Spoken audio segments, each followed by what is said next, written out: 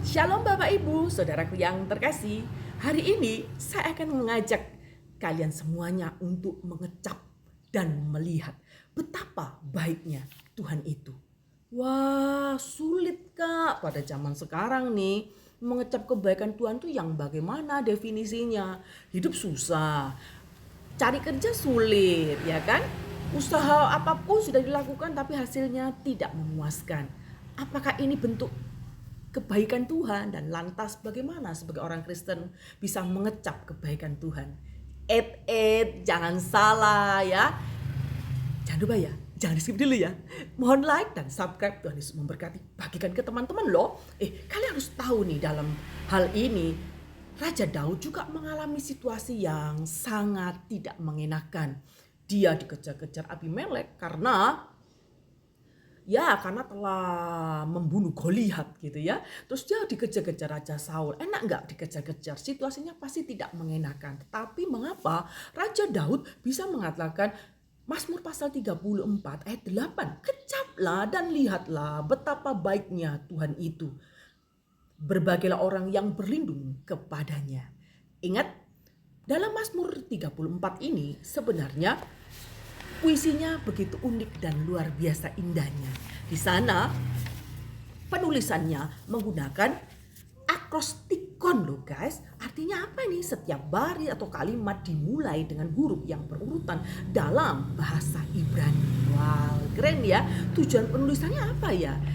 Ya, tujuan penulis ini ya tentu memudahkan untuk menghafal, ya, memudahkan untuk menangkap materi, penekanan makna atau tema.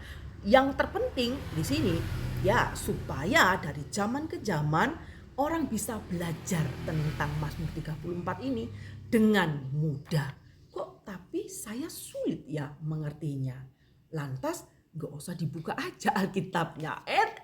Salah. Kita harus tetap meminta pertolongan Tuhan dalam mengerti firman Tuhan kan. Di dalam Mazmur 34 itu dibagi dua bagian yang penting loh guys. Yang pertama ayat 1 sampai 11 itu merupakan nyanyian syukur Raja Daud. Yang kedua ayat 12 ke bawah berbicara tentang pengajaran kebijaksanaan. Pengajaran kebijaksanaan atau pengajaran hikmat tidak bisa dipisahkan dari ucapan syukur ya. Itulah sebabnya struktur di dalam Mazmur 34 ini ucapan syukur mendahului pengajaran hikmat dan atau pengajaran kebijaksanaan. Hidup dalam hikmat Allah memang tidak bisa dipisahkan dari suatu kehidupan yang bersyukur.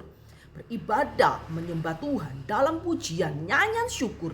Kita mengakui hikmat datang itu dari atas, bukan dari bawah atau mungkin dari kita sendiri.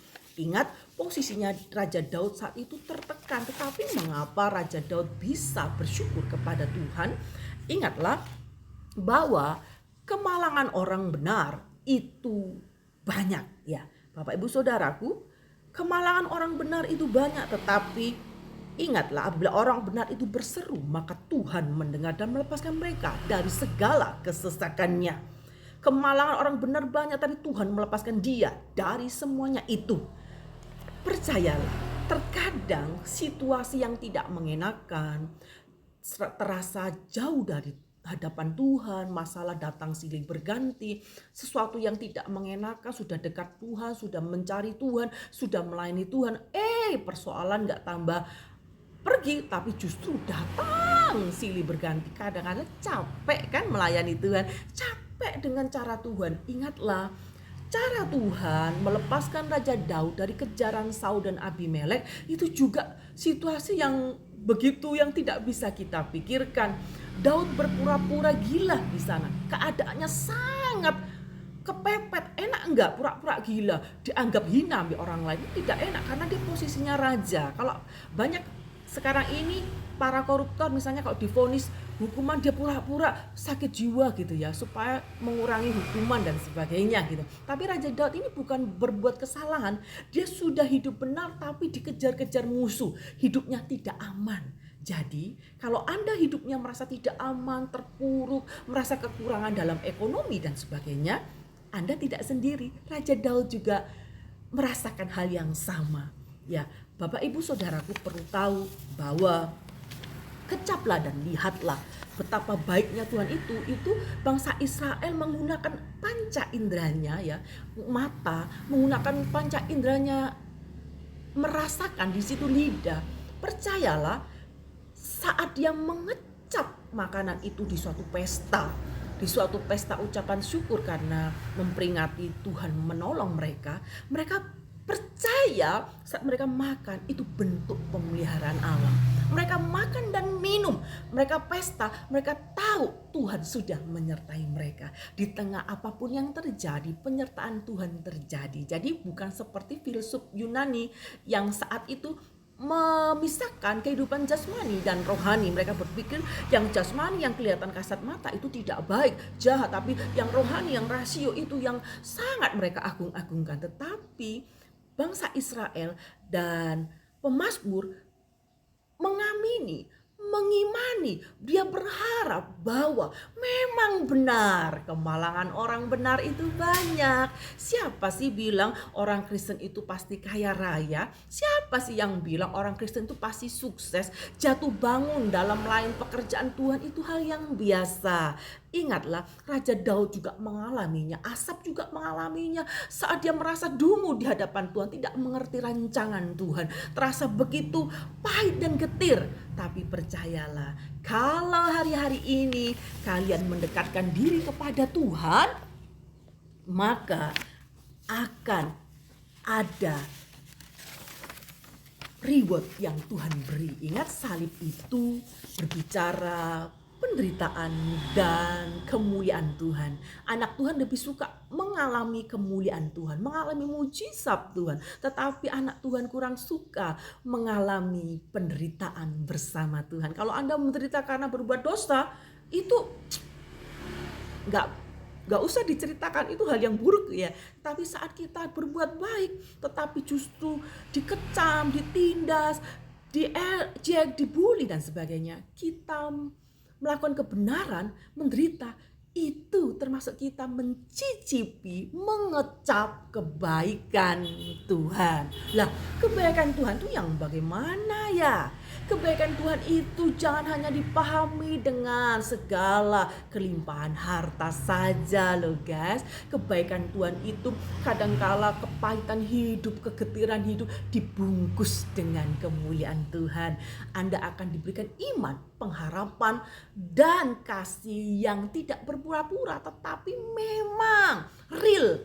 Ikut Tuhan itu memang harus pikul salib, menderita tetapi hati damai sejahtera. Jangan lupa, kita jadi orang Kristen yang ayat 12 katakan, siapakah orang yang menyukai hidup, yang menginginkan umur panjang untuk menikmati yang baik? Jagalah lidahmu terhadap yang jahat dan bibirmu terhadap ucapan yang menipu.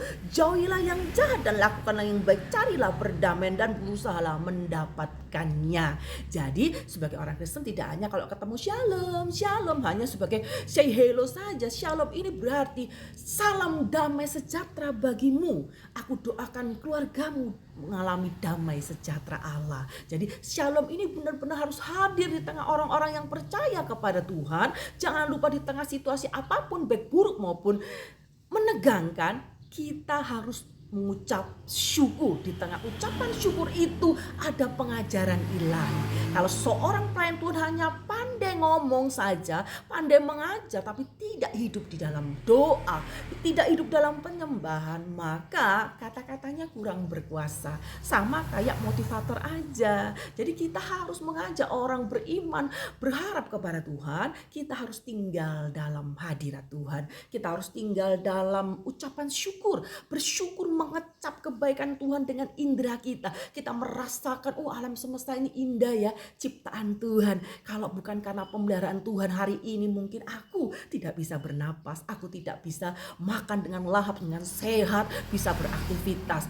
Itu bentuk keajaiban Tuhan, bentuk kebaikan Tuhan. Sampai hari ini pun Tuhan tetap berkarya. Jadi mungkin kemalangan orang benar banyak, tetapi Tuhan selalu melindunginya. Tetap berseru kepada Tuhan, jangan lelah melayani pekerjaan Tuhan, jangan berputus asa karena Tuhan beserta kita semua. Penyertaan Tuhan selamanya buat kita. God bless you.